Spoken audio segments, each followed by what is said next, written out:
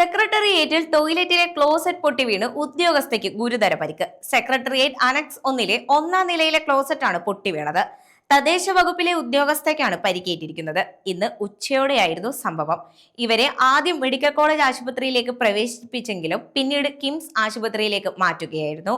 ഈ ബിൽഡിംഗിലെ ശുചിമുറികൾ പലതും ശോചനീയാവസ്ഥയിലാണെന്നാണ് ജീവനക്കാർ പറയുന്നത്. വാതിലുകൾക്ക് കുറ്റി പോലും ഇല്ലെന്നും അകത്തു കയറി കയറുകൊണ്ട് കെട്ടിവെച്ചിട്ട് ഉപയോഗിക്കേണ്ട അവസ്ഥയാണെന്നുള്ളതും ജീവനക്കാർ പറയുന്നുണ്ട്. മല്ലപ്പള്ളി പ്രസംഗത്തിൽ മന്ത്രി സജി ചെറിയാന് തിരിച്ചടി. ഭരണഘടനാ വിരുദ്ധ പ്രസംഗത്തിൽ തുടരന്വേഷണം വേണമെന്ന ഹർജി ഹൈക്കോടതി ശരിവെച്ചു. തുടരന്വേഷണത്തിന് ഹൈക്കോടതി ഉത്തരവിടുകയും ചെയ്തു. സംസ്ഥാന ക്രൈംബ്രാഞ്ച് കേസ് അന്വേഷിക്കണമെന്ന് കോടതി നിർദ്ദേശിച്ചു. സത്യസന്ധനായ ഉദ്യോഗസ്ഥൻ കേസ് അന്വേഷിക്കുന്നുവെന്ന് ഉറപ്പാക്കണം.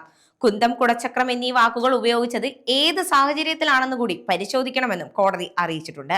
സജി ചെറിയാനെതിരായ പോലീസിന്റെ കേസ് അന്വേഷണ റിപ്പോർട്ടും കോടതി തള്ളുകയും ചെയ്തു. സജി ചെറിയാൻ ഭരണഘടനയെ വിമർശിക്കുക മാത്രമാണ് ചെയ്തതെന്നും ഭരണഘടനയെ അവഹേളിക്കണമെന്ന ഉദ്ദേശം ഉണ്ടായിരുന്നില്ലെന്നുമായിരുന്നു പോലീസ് റിപ്പോർട്ട്. ഭരണഘടനയെ വിമർശിക്കാൻ അവകാശമുണ്ടെന്ന് ജില്ലാ പ്ലീഡറുടെ നിയമോപദേശം ലഭിച്ചിട്ടുണ്ടെന്നും പോലീസ് റിപ്പോർട്ടിൽ വ്യക്തമാക്കിയിരുന്നു.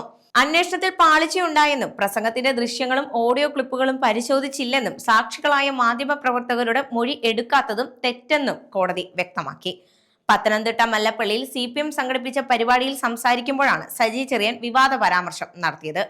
വിവാദ പ്രസംഗത്തെ തുടർന്ന് സജി ചെറിയാൻ മന്ത്രിസ്ഥാനം രാജിവെക്കേണ്ടി വന്നിരുന്നു. പിന്നീട് മന്ത്രിസ്ഥാനത്തേക്ക് തിരിച്ചെത്തുകയും ചെയ്തു.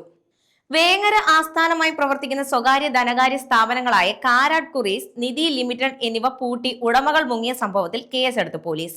മുക്കം പോലീസ് സ്റ്റേഷനിൽ 100 പരാതികളും, നിലമ്പൂർ പോലീസ് സ്റ്റേഷനിൽ 80 പരാതികളും, എടക്കര പോലീസ് സ്റ്റേഷനിൽ 44 പരാതികളുമാണ് ഇതുവരെ ലഭിച്ചത്.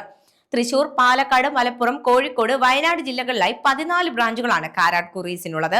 നിലവിൽ വിവിധ സ്റ്റേഷനുകളിലേക്ക് ഇപ്പോഴും പരാതിക്കാരുടെ ഒഴുക്കാണ്. എടക്കരയിലെയും നിലമ്പൂരിലെയും അടച്ചിട്ട ഓഫീസുകൾക്ക് മുന്നിൽ രാവിലെ മുതൽ നിക്ഷേപകർ പ്രതിഷേധവുമായി എത്തിയിട്ടുണ്ട്. ഓഫീസിന് മുന്നിലെത്തിയ നിക്ഷേപകർ എടക്കരയിലെ ഉടമകളുടെ വീട്ടിലും എത്തിയിരുന്നു. തുടർന്നാണ് വിവിധ സ്റ്റേഷനുകളിലെത്തി പരാതി നൽകിയത്. കേസെടുത്ത പോലീസ് മാധ്യമങ്ങളോട് പ്രതികരിക്കാൻ തയ്യാറായിട്ടില്ല. വ്യാപാര സ്ഥാപനത്തിന് സമീപം നിൽക്കുകയായിരുന്ന യുവതിക്കും മർദ്ദനം. ഭർത്താവ് അറസ്റ്റിൽ. കല്ലാർ സ്വദേശി പുളിക്കൽ അഭിലാഷിനെ പരാതിയുടെ അടിസ്ഥാനത്തിൽ പോലീസ് അറസ്റ്റ് ചെയ്തിരിക്കുകയാണ്. കഴിഞ്ഞ ദിവസം പകലായിരുന്നു സംഭവം. നെടുങ്കണ്ടം കിഴക്കേക്കവലി റോഡിലൂടെ നടന്നു പോവുകയായിരുന്ന യുവതിയെ ഭർത്താവ് കാറിൽ പിന്തുടർന്നെത്തി. പിന്നാലെ വാഹനം കൊണ്ട് ഇടിപ്പിക്കുവാനും ശ്രമിച്ചു.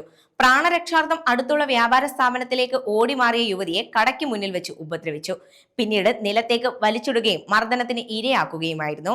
ആക്രമണത്തിനിടെ യുവതിയുടെ മാലയും അയാൾ കൈക്കലാക്കി. സ്ഥിരം മദ്യപാനിയായ ഇയാൾ ഭാര്യയെ പതിവായി ഉപദ്രവിക്കാറുണ്ടെന്ന് പരാതിയുമുണ്ട്. യുവതിയുടെ പരാതിയിൽ കേസെടുത്ത പോലീസ് പ്രതിയെ അറസ്റ്റ് ചെയ്യുകയായിരുന്നു.